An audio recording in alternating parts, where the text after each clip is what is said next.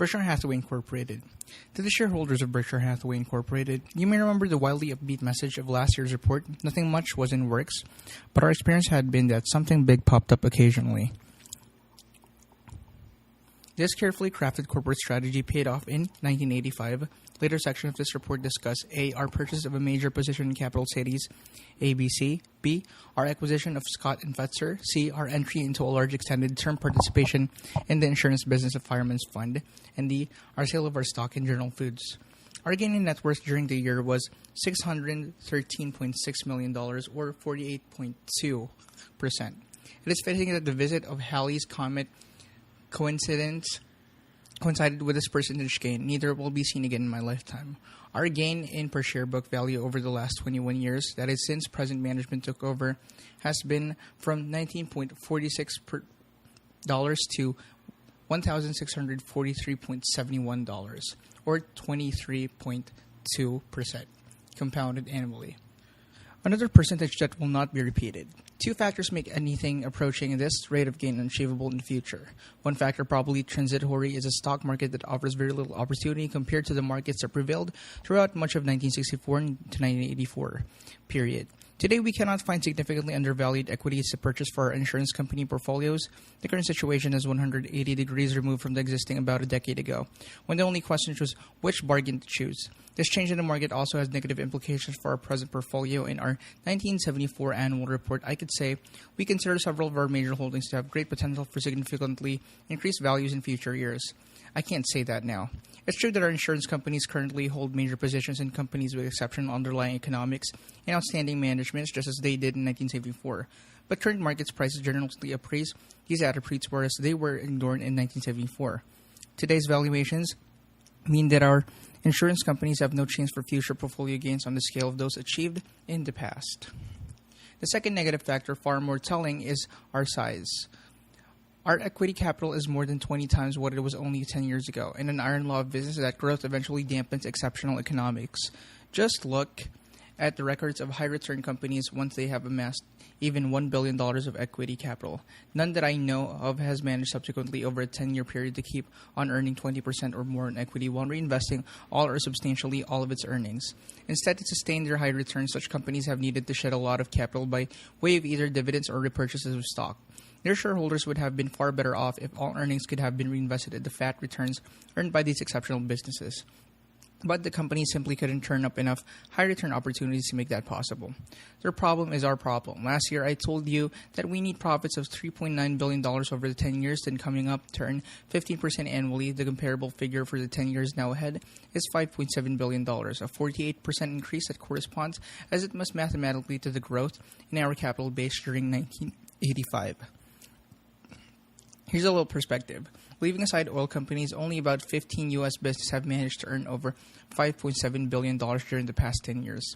Charlie Munger, my partner in managing Berkshire, and I are reasonably optimistic about Berkshire's ability to earn returns superior to those earned by corporate America. Generally, and you will benefit from the company's retention of all earnings as long as those returns are forthcoming. We have several things going for us. One, we don't have to worry about quarterly or annual figures, but instead can focus on whatever actions will maximize long-term value. Two, we can expand the business to any areas that make sense. Our scope is not circumscribed by history, structure, or concept. And three, we love our work. All of these help. Even so, we will also need a full measure of good fortune to average our hoped for 15%, far more good fortune than was required for our past 23.2%. We need to mention one further item in the investment equation that could affect recent purchases of our stock. Historically, Berkshire shares have sold modestly below intrinsic business value. With the price there, purchasers could be certain, as long as they did not experience a widening of this discount, that their personal investment experience would at least equal the financial experience of the business. But recently, the discount has disappeared and occasionally a modest premium has prevailed. The elimination of the discount means that Berkshire's market value has increased even faster than business value, which itself grew at a pleasing pace. That was good news for any owner holding while that move took place, but is a bad news for the new or prospective owner. If the financial experience of new owners of Berkshire is merely matched the future financial experience of the company, any premium of market value over intrinsic business value that they pay must be maintained. Management cannot determine market prices, although it can, by disclosures and policies, encourage rational behavior by market participants. My own preference, as perhaps you'd guess, is for a market price that consistently approximates business value. Given that relationship, all owners prosper precisely as the business prospers during their period of ownership. Wild swings in market prices far above and below business value do not change the final gains for owners in aggregate. In the end, investor gains must equal business gains. But long periods of substantial undervaluation or overvaluation will cause the gains of business to be inequitably distributed among various owners, with the investment result of any given owner largely depending upon how lucky, shrewd, or foolish he happens to be. Over the long term, there has been a more consistent relationship between Berkshire's market value business value than has existed for any other publicly traded equity with which I am familiar. This is a tribute to you. Because you have been rational, interested, and investment-oriented, the market price for Berkshire stock has almost always been sensible. This unusual result has been achieved by a shareholder group with unusual demographics. Virtually all of our shareholders are individuals, not institutions. No other public company our size can claim the same. You might think that institutions with their large staff of highly paid and experienced investment professionals would be a force for stability in recent financial markets. They are not. Stocks heavily owned and constantly monitored by institutions have often been among the most inappropriately valued. Ben Graham told a story 40 years ago that illustrates why investment professionals behave as they do. An oil prospector moving this heavenly reward was met by St. Peter with bad news. "You're qualified for residence," said Peter, "but as you can see, the compound reserved for oil men is packed. There's no way to squeeze you in." After thinking a moment, the prospector asked if he might say just 4 words to the present occupants. That seemed harmless to St. Peter, so the prospector cupped his hands and yelled, "Oil discovered in hell." Immediately, the gate to the compound opened and all of the oil men marched out to head for nether regions. Impressed, St. Peter invited the prospector to move in and make himself comfortable. The prospector paused. "No," he said. "I think I'll go along with the rest of the boys. There might be some truth to that humor after all." Source of reported earnings. The table on the next page shows the major sources of Berkshire's reported earnings. These numbers, along with far more detailed subsegment numbers, are the ones that Charlie and I focus upon. We do not find consolidated figures and aid in either managing or evaluating Berkshire, and in fact never prepare them for internal use. Segment information is equally essential for investors wanting to know what is going on in a multi-line business. Corporate managers always have insisted upon such information before making acquisition decision, but until a few years ago, seldom made it available to investors faced with the acquisition and disposition decisions for their own. Instead, when owners wishing to understand the economic realities of their business asked for data, managers usually gave them a "we can't tell you what is going on because it would hurt the company" answer. Ultimately, the SEC ordered disclosure of segment data, and management began supplying real answers. The change in their behavior recalls an insight of Al Capone. You can get much further with a kind word and a gun than you can with a kind word alone. In the table, amortization of goodwill is not charged against the specific business, but for reasons outlined in the appendix to my letter in 1983 annual report is aggregated as a separate item. A compendium of the 1977 to 1984 letters is available upon request. In the business segment, data and management discussion sections on pages 39 to 41 and 49 to 55, much additional information regarding our business is provided, including goodwill and goodwill amortization figures for each of the segments. I urge you to read those sections as well as Charlie Munger's letter to Wesco shareholders, which starts on page 56. Operating earnings, insurance, group underwriting, pre-tax earnings, 1985, $44,230. 1984, $48,060. Thousand submitted. Berkshire shares of net earnings after taxes minority interest, 1985, $23,569. 1984, $25,955. Net investment income, Associated Retail Stores, Blue Chip Stamps, Buffalo News, Mutual Savings and Loan, Nebraska Furniture Mart, Precision Steel, Seas Candies, Textile, Wesco Financial, amortization of goodwill, interest on debt, shareholder designated contributions, other operating earnings, Special General Foods distribution, Special Washington Post distribution. 95,217, 275,763, 29,921, 12,686, 3,896, 28,989, 2,395, 9,500, 1,475, 14,415, 4,006, 3,106, 175,449, 4,127, 14,877, 68,903, 1,072, 1,843, 27,328, 1,456, 14,511, 4,092, 26,644, 418, 9,777, 1,434, 14,734, 3,179, 4,932, 87,739, 8,111, 79,716, 134, 2,813, 14,580, 4,016, 5,181, 1,477, 14,558, 1,324, 4,191, 1,475, 7,288, 2,164, 2,102, 92,948, 3,779, 13,851. 62,059, 579, 899, 13,317, 3,151, 5,917, 1,696, 13,380, 226, 4,828, 1,434, 7,452, 1,716, 3,475, 70,014, 7,294. Sales of securities, 486,903. Total earnings, all entities, $613,356, $104,699, $200,549, $325,237, $435,815, $71,587, $148,895. Our 1985 results include unusually large earnings from the sales of securities. This fact in itself does not mean that we had a particularly good year, though of course we did. Security profits in a given year bear similarities to a college graduation ceremony, and the knowledge gained over 4 years is recognized in a day when nothing further is learned. We may hold a stock for a decade or more, and during that period may grow quite consistently in both business and market value. In the year in which we finally sell it, there may be no increase in value, or there may even be a decrease. But all the growth in value since purchase will be reflected in the accounting earnings of the year of sale. If the stock owned is in our insurance subsidiaries, however, any gain or loss in market value will be reflected in net worth annually. Thus, reported capital gains or losses in any given year are meaningless as a measure of how well we have done in the current year. A large portion of the realized gain in 1985, $338 million pre-tax out of total of $488 million, came about through the sale of our General Food shares. We held most of these shares since 1980 when we had purchased them at a price far below what we felt was their per-share business value. Year by year, the managerial efforts of Jim Ferguson and Phil Smith substantially increased General Foods' business value, and last fall, Philip Morris made an offer for the company that reflected the increase. We thus benefited from our 4 factors: a bargain purchase price, a business with fine underlying economics, an able management concentrating on the interests of shareholders, and a buyer willing to pay full business value. While that last factor is the only one that produces reported earnings, we consider identification of the first 3 to be the key to building value for Berkshire shareholders. In selecting common stocks, we devote our attention to attractive purchases, not to the possibility of attractive sales.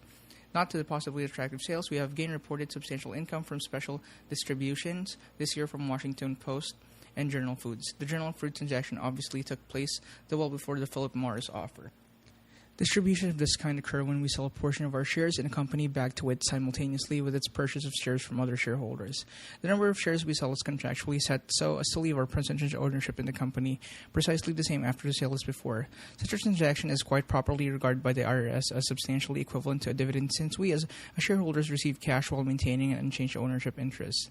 This tax treatment benefits us because corporate taxpayers, unlike individual taxpayers, incur much lower taxes on dividend income than on income from long-term capital gains. This difference will be widened further if the House passed tax bill becomes law. Under its provisions, capital gains realized by corporations will be taxed at the same rate as ordinary income. However, accounting rules are unclear as to proper treatment for the shareholders' reportings. To conform with last year's treatment, we have shown these transactions as capital gains. Though we have not sought out such transactions, we have agreed to them on several occasions when management initiated the idea. In each case, we have felt that non-selling shareholders, all of whom had an opportunity to sell at the same price we received, benefited because the companies made their purchase at prices below intrinsic business value. The tax advantages we receive in our wish to cooperate with managements that are increasing values for all shareholders have sometimes led us to sell, but only to the extent that our proportional share of the business wasn't diminished. At this point, we usually turn to a discussion of some of our major business units. Before doing so, however, we should first look at a failure at one of our smaller businesses. Our Vice Chairman, Charlie Munger, has always emphasized the study of mistakes rather than success, both in business and other aspects of life. He does so in the spirit of the man who said, "All I want want to know is where I'm going to die, so I'll never go there. You'll immediately see why we make a good team. Charlie likes to study airs, and I have generally ample material for him, particularly in our textile and insurance business. Shutdown of textile business. In July, we decided to close our textile operation, and by year-end, this unpleasant job was largely completed. The history of this business is instructive. When Buffett Partnership Limited, an investment partnership of which I was general partner, bought control of Berkshire Hathaway 21 years ago, it had an accounting net worth of $22 million, all devoted to the textile business. The company's intrinsic business value, however, was considerably less because the textile assets were unable to earn returns commensurate with their accounting value. Indeed, during the previous 9 years, the period in which Berkshire Hathaway operated as a merged company, aggregate sales of $530 million had produced an aggregate loss of $10 million. Profits had been reported from time to time, but the net effect was always one step forward, two steps back. At the time we made our purchase, southern textile plants, largely non-union, were believed to have an important competitive advantage. Most northern textile operations had closed, and many people thought we would liquidate our business as well. We felt, however, that the business would be run much better by a long-time employee whom we immediately selected to be president, Ken Chase.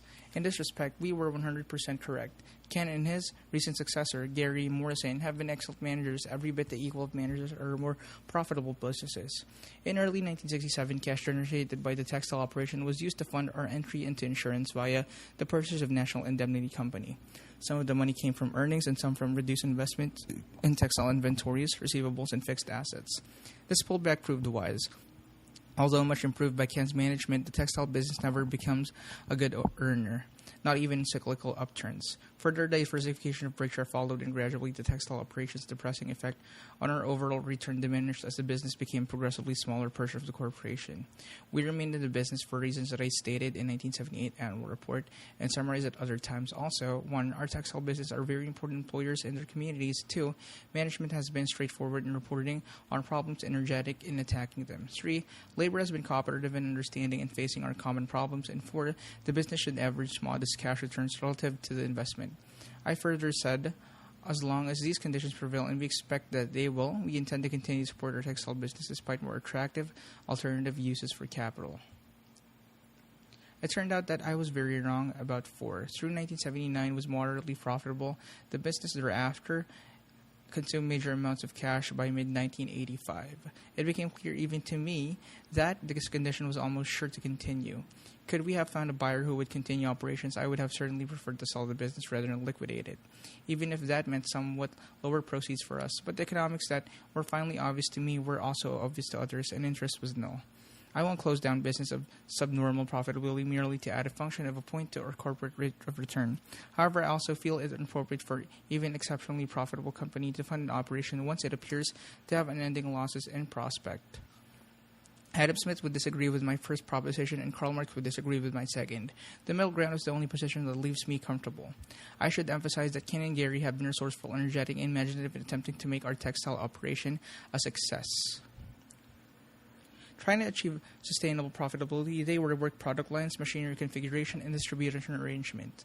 We also made a major acquisition, Wambeck Mills, with the expectation of important synergy, a term widely used in business to explain an acquisition that otherwise makes no sense. But in the end, noting nothing worked and I should be faulted for not quitting sooner. A recent Business Week article stated that 250 textile mills have closed since 1980. Their owners were not privy to any information that was unknown to me. They simply processed it more objectively. I ignored Comte's advice. The intellect should be the servant of the heart, but not its slave, and believe what I prefer to believe. The domestic textile industry operates in a commodity business competing in a world market in which substantial excess capacity exists. Much of the trouble we experienced was attributable both directly and indirectly to competition from foreign countries whose workers are paid a small fraction of the U.S. minimum wage. But that in no way means that our labor force deserves any blame for our closing. In fact, in comparison with employees of American industry, generally our workers were poorly paid, as has been the case throughout the textile business. In contract negotiations, union leaders and members were sensitive to our disadvantageous cost position and did not push for unrealistic wage increases or unproductive work practices. To the contrary, they tried just as hard as we did to keep us competitive. Even during our liquidation period, they performed superbly. Ironically, we would have been better off financially if our union had behaved unreasonably some years ago. We then would have recognized the impossible future that we faced promptly, closed down, and avoided significant future losses. Over the years, we had the option of making large capital expenditures in the textile operation that would have allowed us to somewhat reduce variable costs. Each proposal to do so looked like an immediate winner. measured by standards return on investment test. In fact, these proposals usually promised great economic benefits that would have resulted from comparable expenditure or our highly profitable candy and newspaper business. But the promised benefits from these textile investments were illusory. Many of our competitors, both domestic and foreign, were stepping up to the same kind of expenditures, and once enough companies did so, the reduced cost became the baseline for reduced prices industry-wide. Viewed individually, each company's capital investment decisions appeared cost-effective and rational. Viewed collectively, the decisions neutralize each other and were irrational, just as happens when each person watching a parade decides he can see a little better if he stands on tiptoes. After each round of investment, all the players had more money in the game and returns remained anemic. Thus, we face a miserable choice. Huge capital investment would have helped to keep our textile business alive, but would have left us with terrible returns on ever-growing amounts of capital after the investment. Moreover, the foreign competition would still have retained a major continuing advantage in labor cost. A refusal to invest, however, would make us increasingly non-competitive, even measured against domestic textile manufacturers.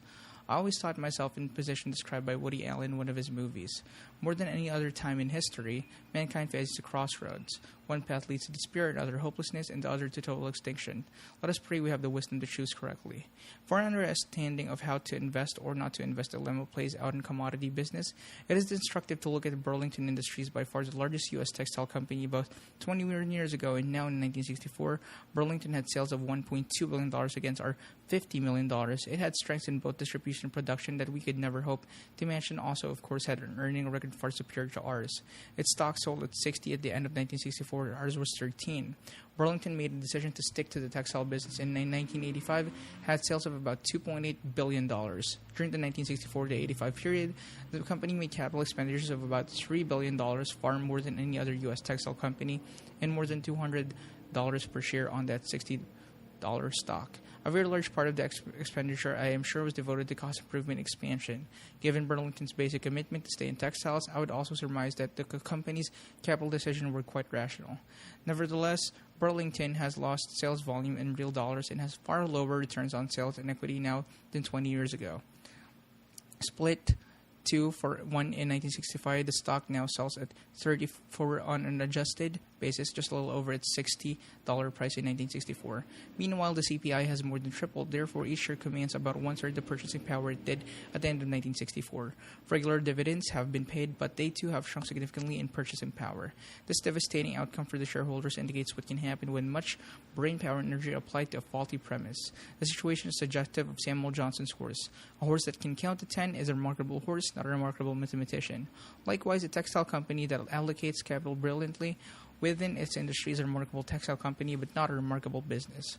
My conclusion from my own experience and from much observation of businesses is that a good managerial record, measured by economic returns, is far more a function of what business boat you get into than it's how effectively you row.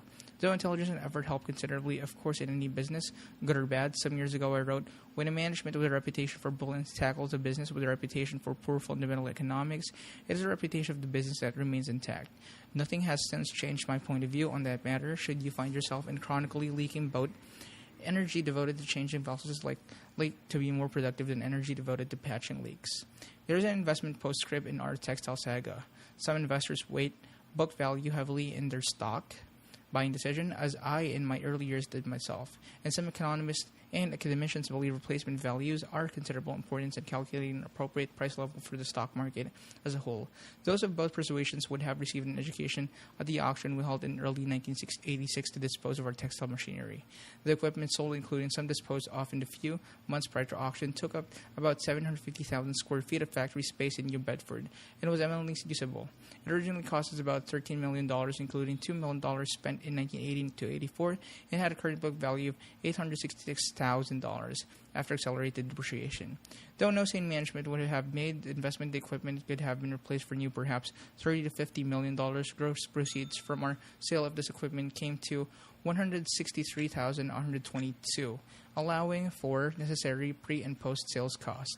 Our net was less than zero. Relatively modern looms that we bought for $5,000 apiece in 1981 found no takers at $50. We finally sold them for scrap at $26, each a sum less than removal of costs. Ponder this: the economic goodwill attributable to two paper routes in Buffalo or a single See's candy store considerably exceeds the proceeds we received from this massive collection of tangible assets that not too many years ago, under different competitive conditions, was able to employ over 1,000 people. 3 very good businesses and a few thoughts about incentive compensation. When I was 12, I lived with my grandfather for about 4 months. A grocer by trade, he was also working on a book, and each night he dictated a few pages to me. The title, Brace Yourself, was How to Run a Grocery Store and a Few Things I Have Learned About Fishing. My grandfather was sure that interest in these 2 subjects was universal and the world awaited his views. You may conclude from this section's title and contents that I was overexposed to Grandpa's literary style and personality. I am merging the discussion of Nebraska Furniture Mart, See's Candy Shops, and Buffalo Evening News here because the economic strengths, weaknesses, and prospects of these businesses have changed a little since I reported to you a year ago. The shortage of this discussion, however, is in no way meant to minimize the importance of these businesses to us. In 1985, they earned an aggregate of $72 million pre-tax. 15 years ago, before we had acquired any of them, their aggregate earnings were about $8 million pre-tax. While an increase in earnings from $8 million to $72 million sounds terrific, and usually is, you should not automatically assume that to be the case, you must first make sure that earnings were not severely depressed in the base year. If they were instead substantial in relation to capital employed, an even more important point must be examined. How much additional capital was required to produce the additional earnings? In both respects, our group of 3 scores well. First, earnings 15 years ago were excellent compared to capital then employed in the businesses. Second, although annual earnings are now $64 million, creators of the business require only about $40 million more in invested capital to operate. That was the case then. The dramatic growth in earning power of these 3 businesses, accompanied by their needs for only minor amounts of capital, illustrates very well the power of economic goodwill during an inflationary period, a phenomenon explained in detail in the 1983 annual report. The financial characteristics of these businesses have allowed us to use a very large portion of their earnings to generate elsewhere. Corporate America, however, has had a different experience. In order to increase earnings significantly, most companies have needed to increase capital significantly also. The average American business has required about $5 of additional capital to generate an additional $1 of annual pre-tax earnings. That business, therefore, would have required over $300 million in additional capital from its owners in order to achieve an earnings performance equal to our group of 3. When returns on capital are ordinary and earned by putting more record is no great managerial achievement. You can get the same result personally while operating from your rocking chair. Just quadruple the capital you commit to a saving account and you will quadruple your earnings. You would hardly expect hosannas for that particular accomplishment, yet retirement announcements regularly sing the praises of CEOs who have say quadrupled earnings of their widget company during their reign, with no one examining whether this gain was attributable simply to many years of retained earnings and the workings of compound interest. If the widget company consistently earned a period superior return on capital throughout the period, or if capital employed only doubled during the CEO's reign, the praise for him may be well deserved, but if return on capital was lackluster and capital employed increased in pace, with earnings, applause should be withheld. A savings account in which interest was reinvested would achieve the same year-by-year increase in earnings, and at only 8% interest would quadruple its annual earnings in 18 years. The power of the simple math is often ignored by companies to the detriment of their shareholders. Many corporate compensation plans reward managers handsomely for earnings increases produced solely or in large part by returned earnings, i.e. earnings withheld from owners. For example, 10-year fixed-price stock options are granted routinely, often by companies whose dividends are only a small percentage of earnings. An example will illustrate the inequities possible under such circumstances. Let's suppose that you had a $100,000 savings account earning 8% interest and managed by a trustee who could decide each year what portion of the interest you were to be paid in cash. Interest not paid out would be retained earnings added to the savings account to compound, and let's suppose that your trustee in his superior wisdom set the payout ratio at 1/4 of the annual earnings. Under these assumptions, your account would be worth $179,084 at the end of 10 years. Additionally, your annual earnings would have increased about 70% from $8,000 to $13,515. Under this inspired management, and finally, your dividends would have increased commensurately, rising regularly from $2,000 in the first year to $3,378 in the 10th year. Each year, when your manager's public relations firm prepared his annual report to you, all of us would have headlines marching skywards. Now, just for fun, let's push our scenario a notch further. Give your trusting manager a 10-year fixed price option part of your business, i.e. your savings account, based on its fair value in the first year. With such an option, your manager would reap substantial profit at your expense just from having held on to most of your earnings.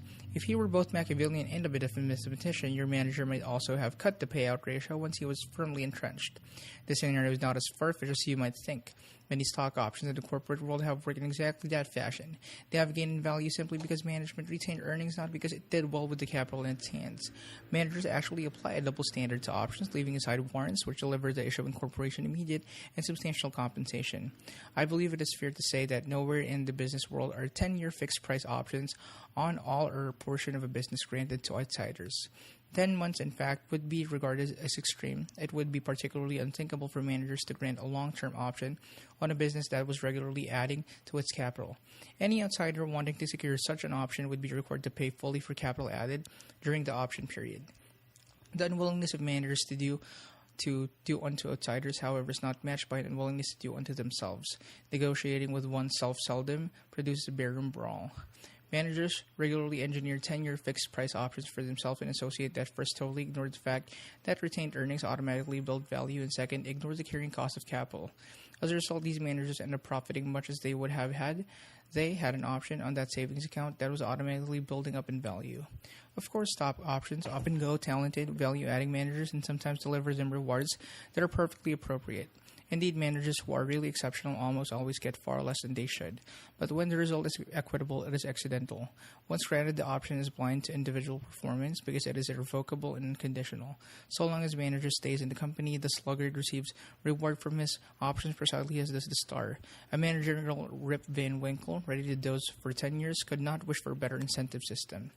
I can't resist commenting on one long-term option given an outsider that granted the U.S. government on Chrysler shares a partial consideration for the government's guarantee of some life-saving loans. When these options worked out well for the government, Chrysler sought to modify their payoff, arguing that the rewards to the government were both far greater than intended and outsized in relation to its contribution to Chrysler's recovery. The company's anguish over what it saw as an imbalance between payoff and performance made national news. That anguish may well be unique to my knowledge. No managers anywhere have been similarly offended by unwarranted payoffs arising from options granted to themselves or their colleagues. Ironically, the rhetoric about options frequently describes them as desirable because they put managers and owners in the same financial boat. In reality, the boats are far different. No owner has ever escaped the burden of capital costs, whereas holder for a fixed price option bears no capital cost at all. An owner must weigh upside potential against downside risk. An option holder has no downside. In fact, the business project in which you would wish to have an option frequently is a project in which you would reject ownership. I'll be happy to accept a lottery ticket as a gift, but I'll never buy one. In dividend policy also, the option holder's interests are best served by policy that may ill serve the owner. Think back to the savings account example. The trustee holding his option would benefit from a no-dividend policy. Conversely, the owner of the account should lean on the total payout so that he can prevent the option holding manager from sharing in the account's retained earnings. Despite their shortcomings, options can be appropriate under some circumstances. My criticism relates to their indiscriminate use, and in that connection, I would like to emphasize 3 points. First, stock options are inevitably tied to the overall performance of a corporation. Logically, therefore, they should be awarded only those managers with overall responsibility. Managers with limited areas of responsibility should have incentives that pay off in relation to results under their control. The .350 hitter expects and also deserves a big payoff for his performance, even if he plays for a cellar-dwelling team. And the .150 hitter should get no reward, even if he plays for a pennant winner. Only those with overall responsibility for the team should have their rewards tied to its results. Second option should be structured carefully. Absent special factors, they should have built into them a retained earnings or carrying cost factor. Equally important, they should be priced realistically.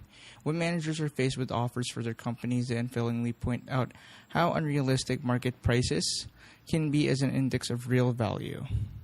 But why then should these same depressed prices be the valuations at which managers sell portions of their business to themselves?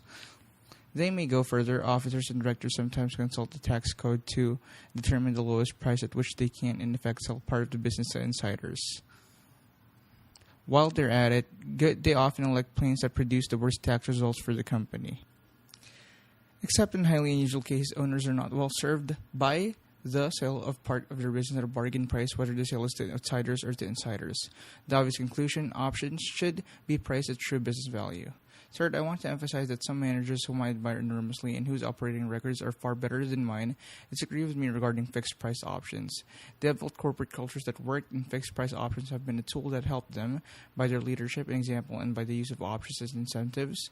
These managers have taught their colleagues to think like owners. Such culture is rare, and what exists should perhaps be left intact despite inefficiencies and inequities that may infest the option program.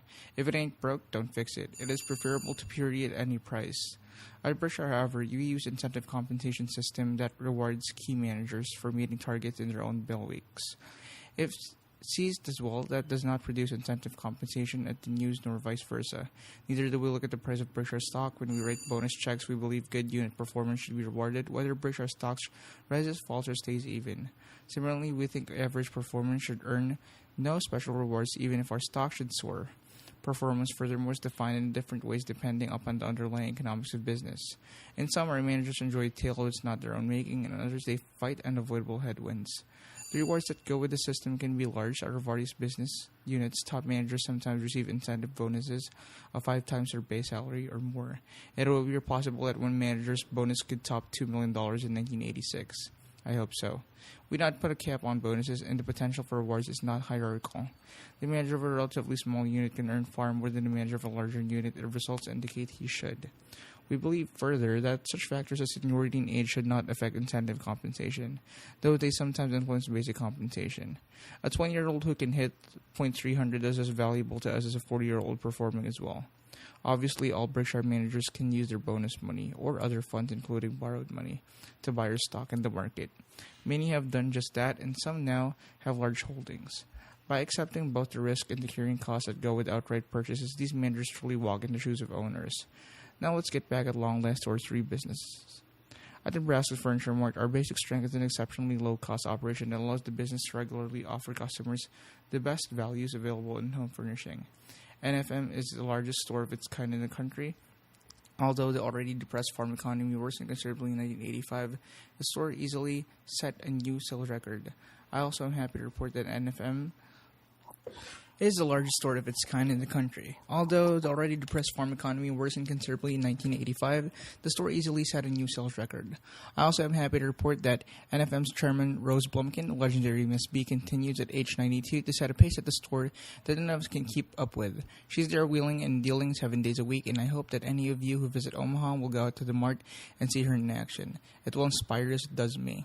At Seas, we continue to get store volumes that are far beyond those achieved by any competitor we know of. Despite the unmatched consumer acceptance, we enjoy industry trends are not good, and we continue to experience slippage in poundage sales on a same-store basis. This puts pressure on per-pound cost. We now are willing to increase prices only modestly, and unless we can stabilize per-shop poundage, profit margin will narrow. At the news, volume gains are also difficult to achieve. Though lineage increased during 1985, the gain was more than accounted for by preprints, ROP lineage, advertising printed on our own pages. Declined reprints are far less profitable than ROP ads and also more vulnerable to competition. In 1985, the news gain again controlled costs while our household penetration continues to be exceptional. One problem these 3 operations don't have is management. At Seas, we have Chuck Huggins, the man we put in charge the day we bought the business. Selecting him remains one of our best business decisions. At the news, we have Stan Lipsey, a manager of equal caliber. Stan has been with us 17 years, and his unusual business talents have become more evident with every additional level of responsibility he has tackled. And at the Mart, we have the amazing Blumkins, Miss B, Louie, Ron, Irv, and Steve, a 3-generation miracle of management. I consider myself extraordinarily lucky to be able to work with managers such as these. I like them personally as much as I admire them professionally. Insurance operations. Shown below is an updated version of our usual table listing 2 key figures for the insurance industry. Yearly change in premium written, 1972, 10.2, and combined ratio after policyholder dividends, 96.2. 1973, 8.0, 99.2. 1974, 6.2, 105.4. 1975, 11.0, 107.9. 1976, 21.9, 102.4. 1977, 19.8, 97.2. 1978, 12.8, 97.5. 1979, 10.3, 100.6. 1980, 60, 100 3.1, 1981 3.9, 106.0, 1982 4.4, 109.7, 1983 4.5, 111.9. 1984 revised 9.2, 117.9, 1985 estimated 20.9, 118.0. Source: Best Aggregates and Averages. The combined ratio represents total insurance cost, losses incurred plus expenses compared to revenue from premiums. A ratio below 100 indicates an underwriting profit, and one above 100 indicates a loss. The industry's 1985 results were highly unusual. The revenue gain was exceptional and had insured losses grown at their normal rate of most recent years. That is a few points above the inflation rate. A significant drop in the combined ratio would have occurred. But losses in 1985 didn't cooperate, as they did not in 1984. Though inflation slowed considerably in these years, insured losses perversely accelerated, growing by 16% in 1984, and by an even more startling 17% in 1985. The year's growth and loss therefore exceeded the inflation rate by over 13 percentage points of modern record. Catastrophes were not the culprit in this explosion of loss cost. True, there were an unusual number of hurricanes in 1985, but the aggregate damage caused by all catastrophes in 1984 and 1985 was about 2% of premium volume, a not unusual proportion. Nor was there any burst in the number of insured autos, houses, employers, or other kinds of exposure units. A partial explanation for the surge in the loss figure is all additions to reserves that the industry made in 1985. As a result, for the year, were reported the scene resembled a revival meeting shouting, "I've sinned, I've sinned." Insurance managers rushed forward to confess they had reserved in earlier years. Their correction significantly affected 1985 loss numbers. A more disturbing ingredient in the loss surge is the acceleration in social or judicial inflation. The insurer's ability to pay has assumed overwhelming importance with juries and judges in the assessment of both liability and damages. More and more, the deep pocket is being sought and found no matter what the policy wording, the facts, or the precedents. This judicial inflation represents a wild card in the industry's future and makes forecasting difficult. Nevertheless, the short-term outlook is good. Premium growth improved as 1985 went along. Quarterly gains were an estimated 15%, 19%, 24%, and 22%. And bearing a super catastrophe, the industry's combined ratio should fall sharply in 1986. The profit improvement, however, is likely to be of short duration. Two economic principles will see to that. First, commodity business achieve good levels of profitability only when prices are fixed in some manner or when capacity is short. Second, managers quickly add to capacity when prospects start to improve and capital is available. In my 1982 report to you, I discussed the commodity nature of the insurance industry extensively.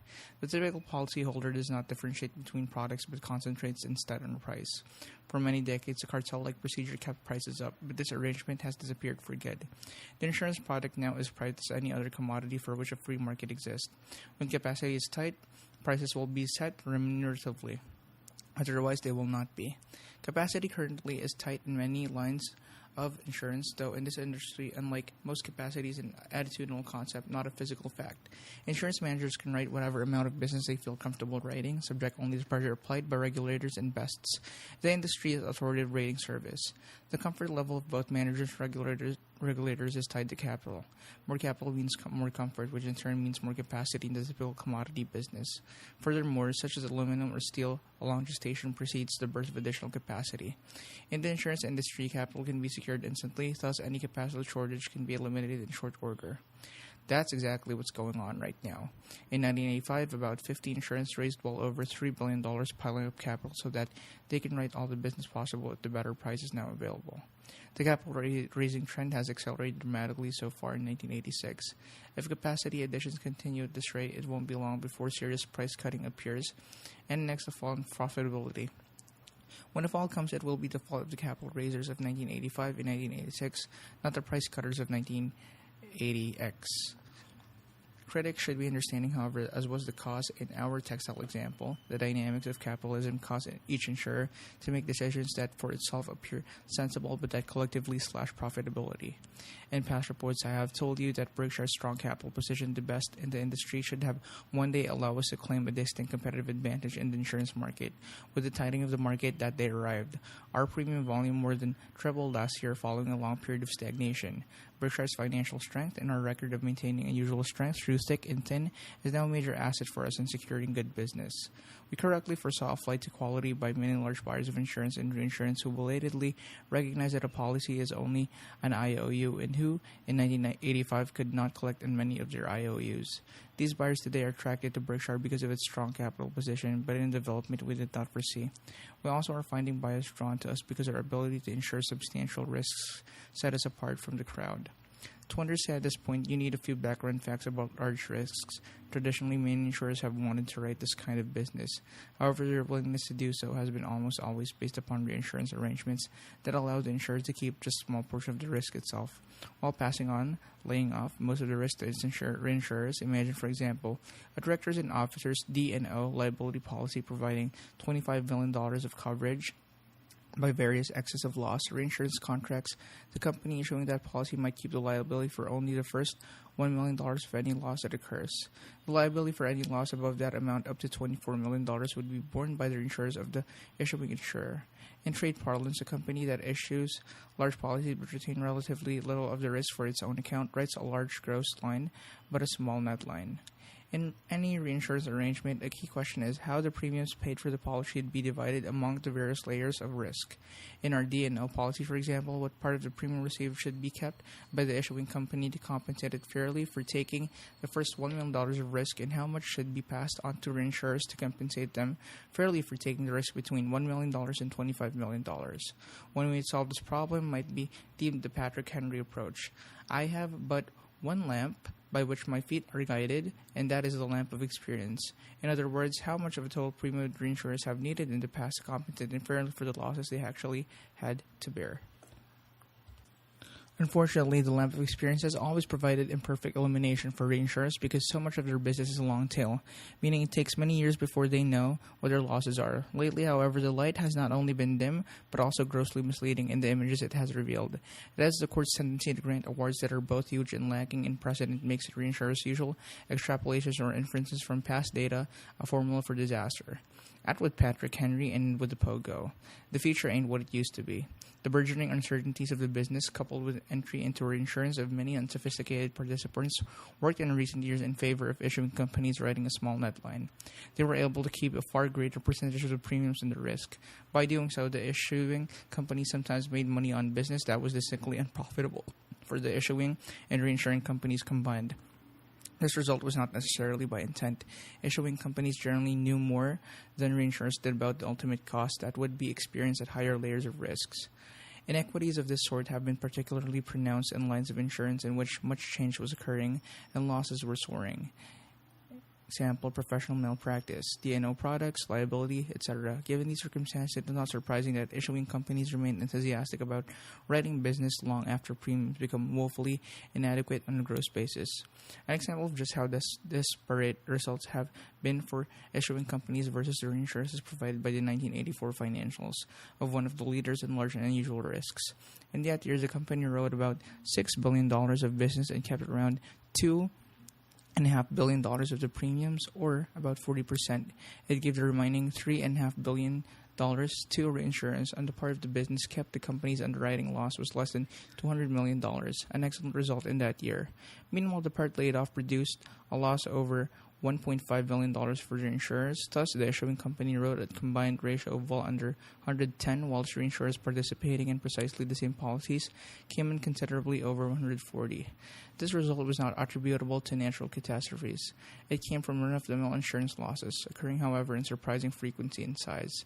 The issuing company's 1985 report is not yet available, but I would predict it will show that dramatically unbalanced result continues.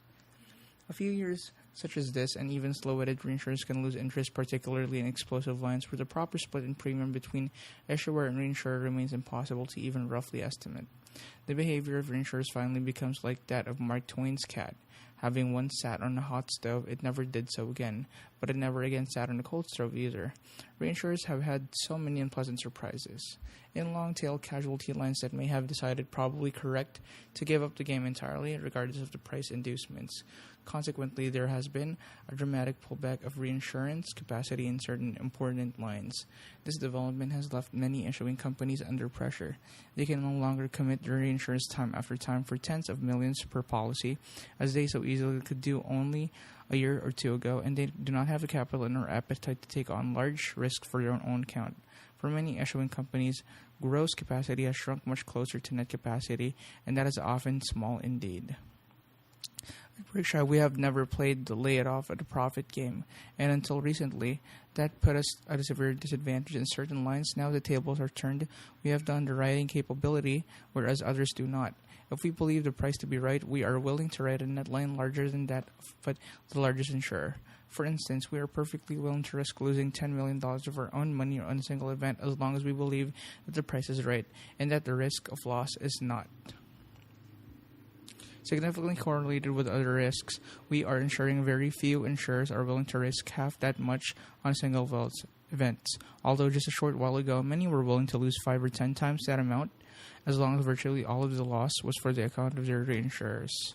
In mid-1985, our largest insurance company, National Indemnity Company, broadcast its willingness to underwrite large risks by running an ad in 3 issues of an insurance weekly.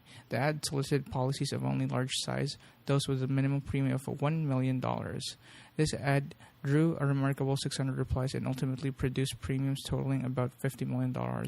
Hold the applause. It's all a long-tail business, and it will be at least 5 years before we know whether this marketing success was also an underwriting success. Today, our insurance subsidiaries continue to be sought out by brokers searching for large net capacity. As I have said, this period of tightness will pass. Insurers and reinsurers will return to underpricing, but for a year or two, we should do well in several segments of our insurance business.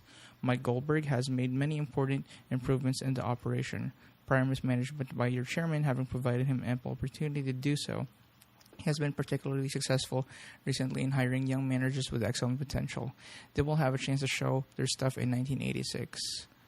Our combined ratio has improved from 134 in 1984 to 111 in 1985, but continues to reflect past misdeeds. Last year, I told you of the major mistakes I had made in loss reserving and promised I would update you annually on loss development figures.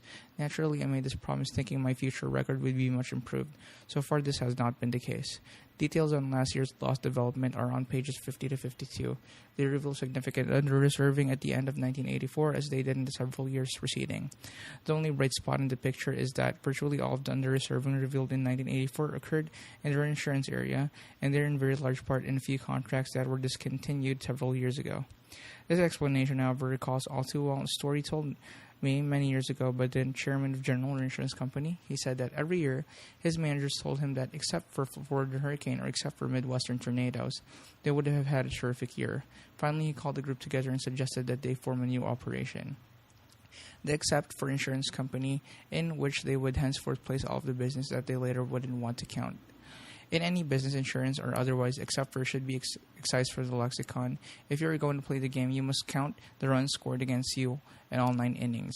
Any manager who consistently says except for and then reports on the lesson he has learned from his mistakes may be missing the only important lesson, namely, the real mistake is not the act but the actor.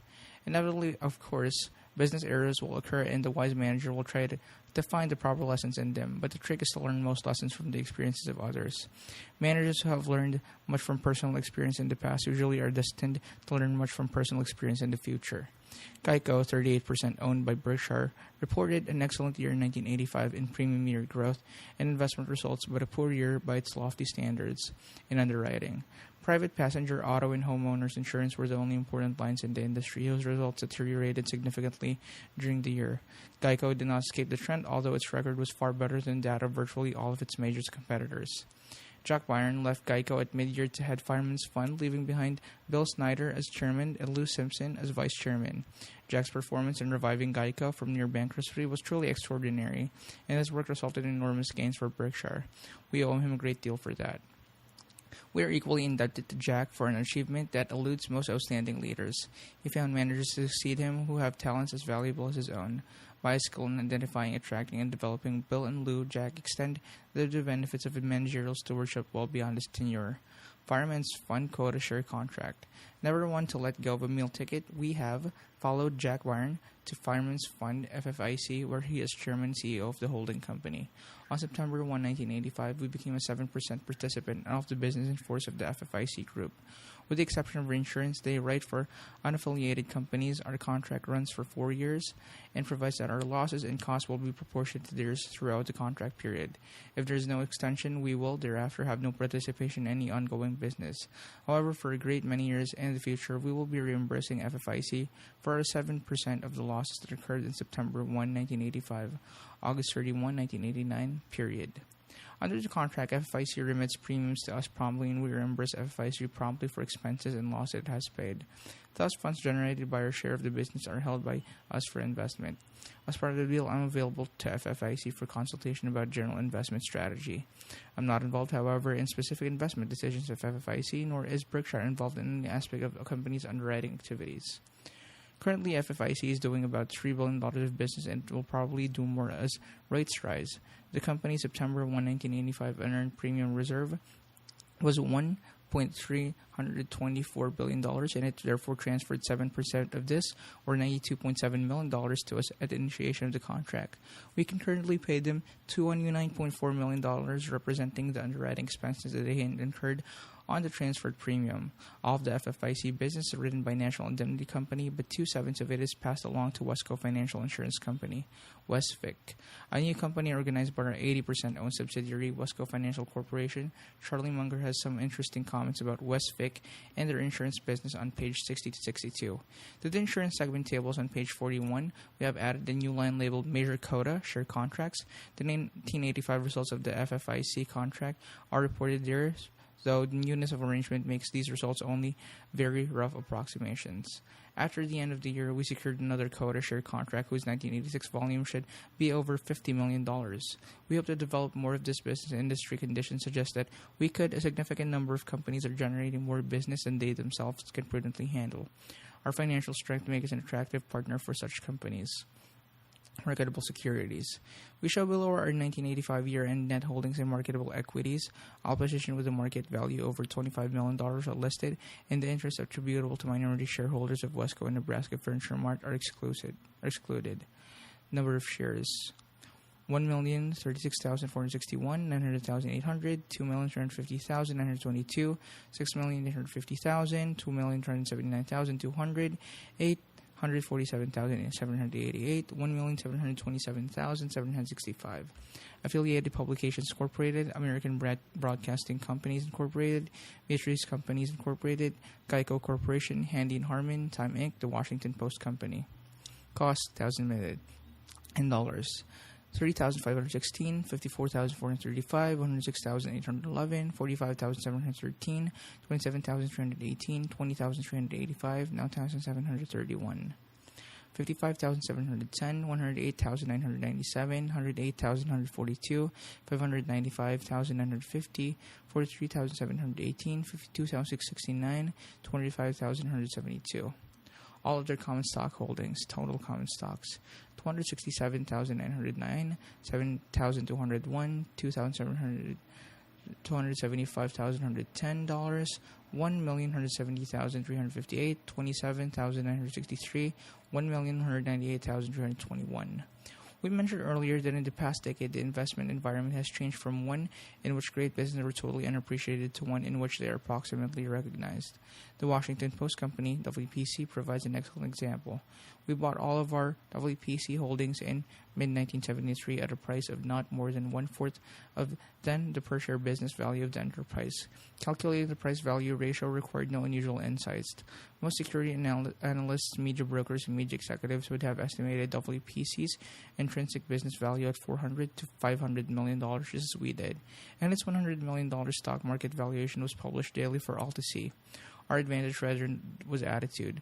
We had learned from Ben Graham that key to successful investing was the purchase of shares in good businesses when the market prices were at large discount from underlying business values. Most institutional investors in the early 1970s, on the other hand, regarded business value as of only minor relevance when they were deciding the prices at which they would buy or sell.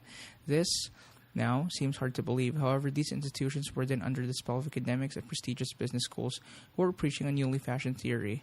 The stock market was totally efficient, and therefore calculations of business value and even thought itself were of no importance in investment activities.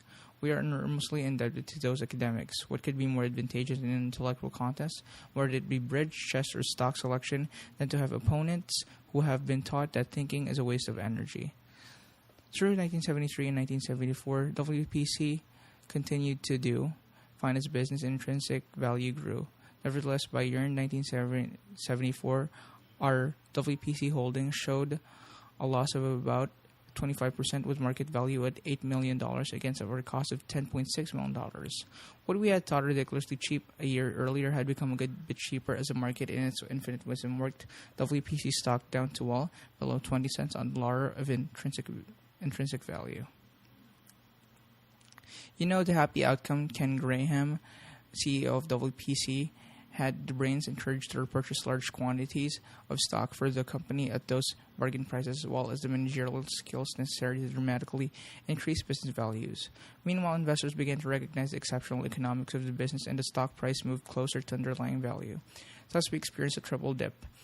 The company's business value soared upward per share, value increased considerably faster because of stock repurchases, and with a narrowing of the discount, the stock price outpaced the gain in per share business value.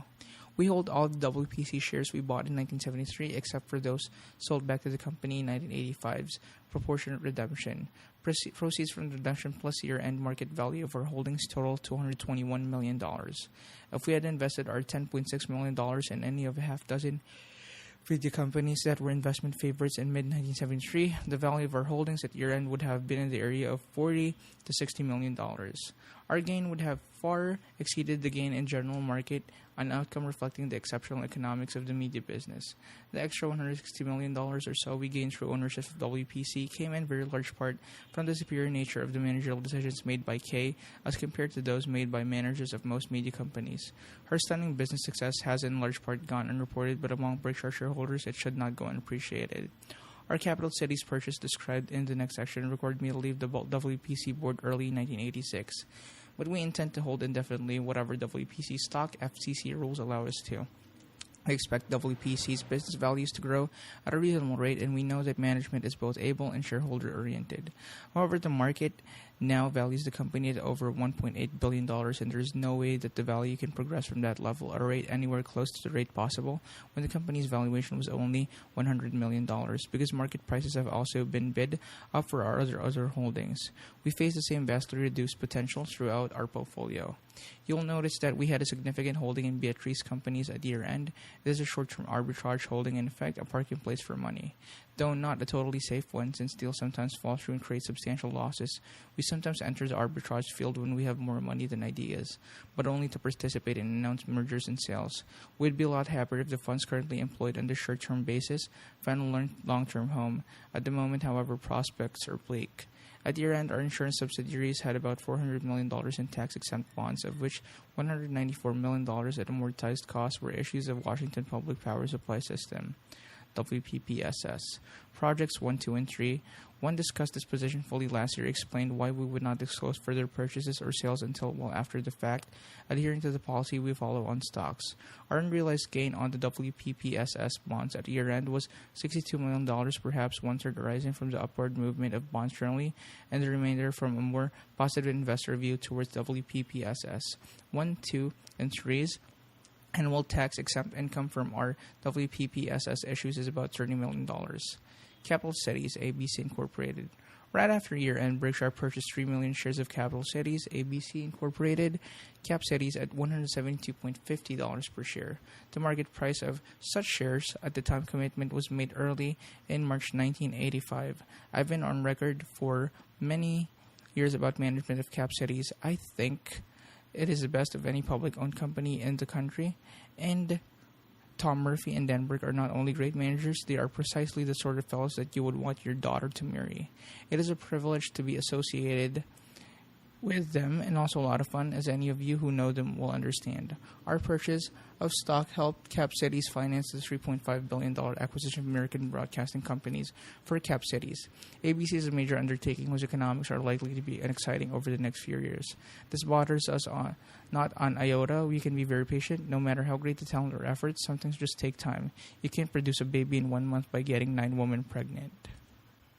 As evidence of our confidence, we have executed an unusual agreement for an extended period. Tom, a CEO, or Dan, should he be CEO, votes our stock. This arrangement was initiated by Charlie and me, not by Tom.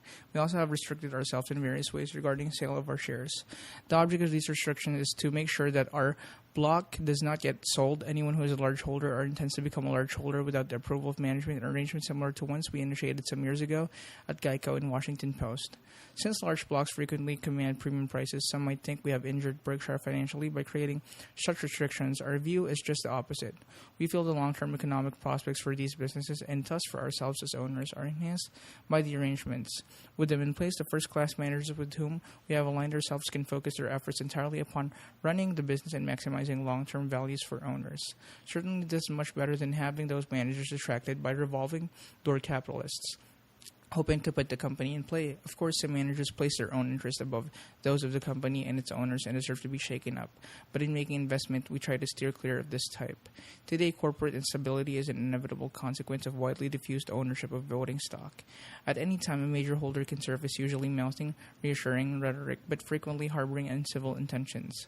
By circumscribing our blocks of stock, as we often do, we intend to promote stability where it otherwise might be lacking.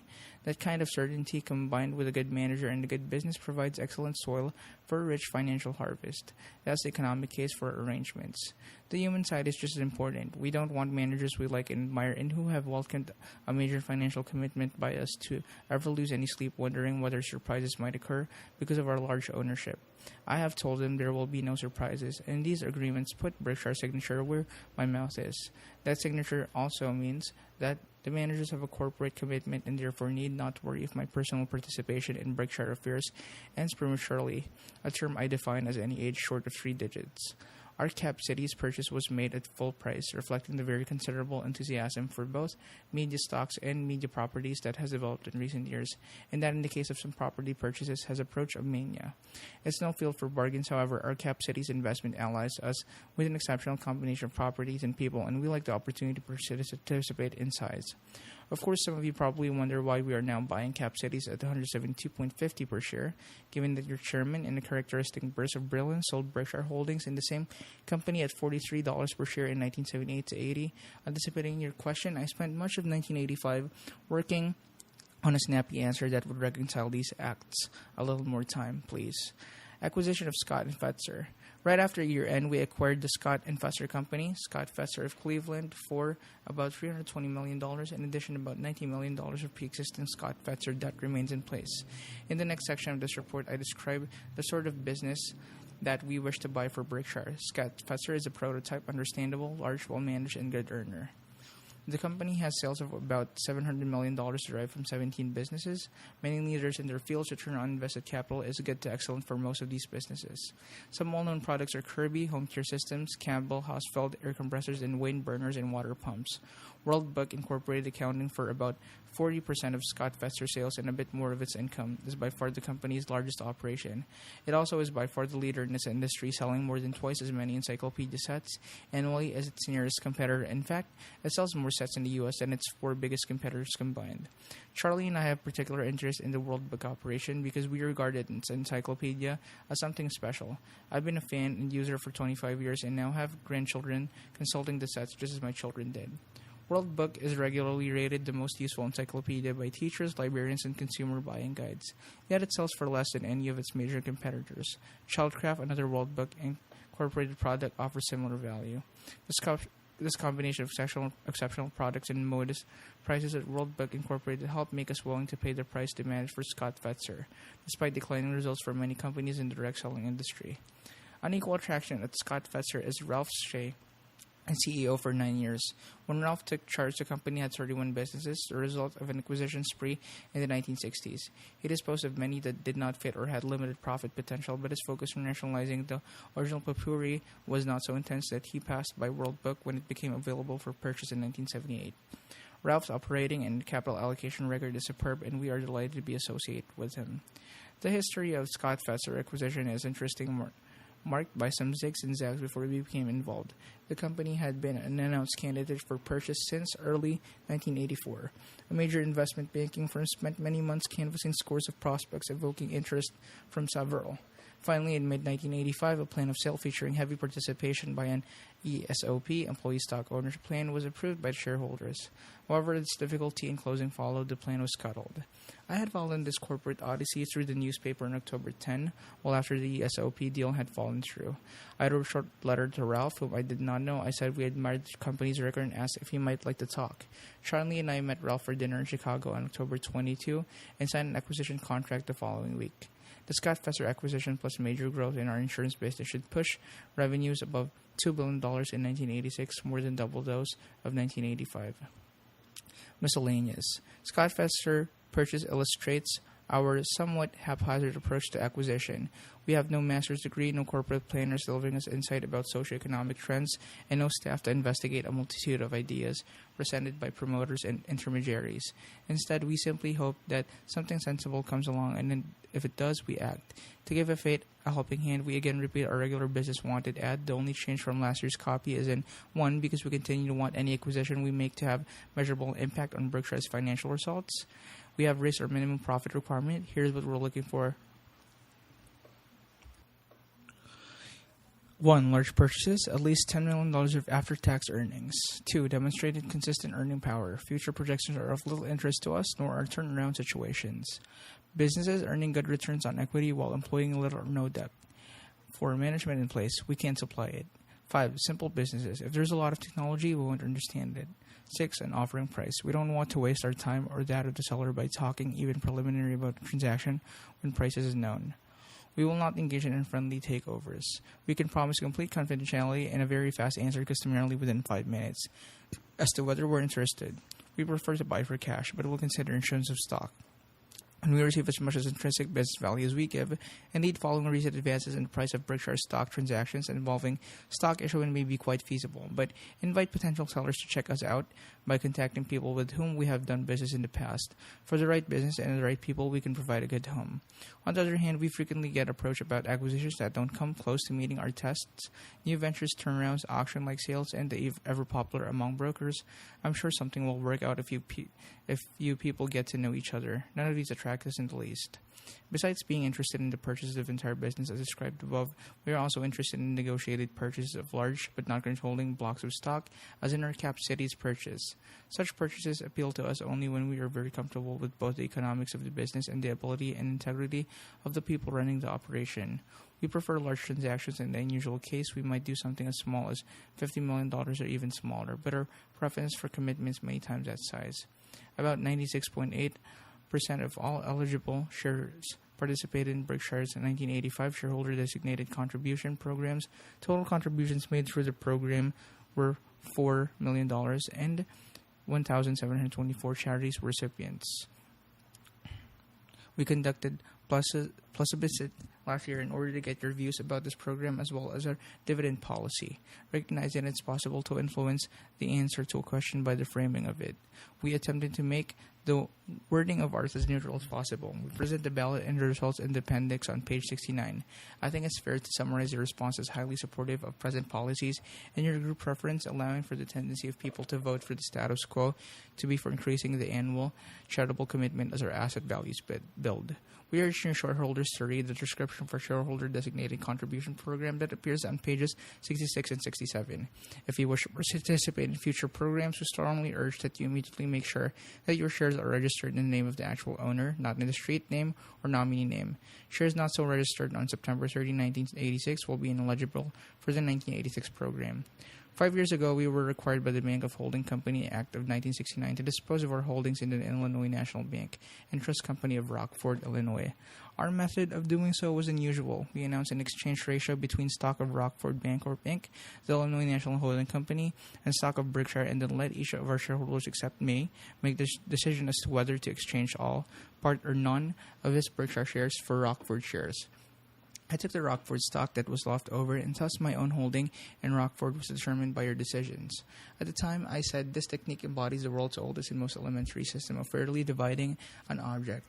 Just as when you were a child and one person cut the cake and the other got first choice, I have tried to cut the company fairly, but you get first choice as to which piece you want.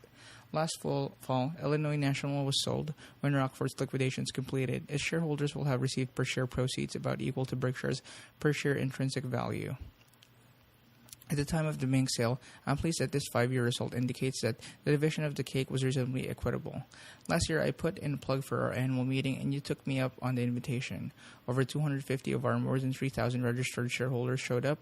Those attending behaved just as those present in previous years, asking the sort of questions you would expect from intelligent and interested owners. You can attend a great many annual meetings without running into a crowd like ours.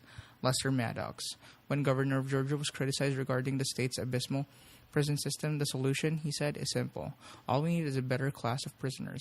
Upgrading annual meetings works the same way. I hope you come to this year's meeting, which will be held on May 20 in Omaha.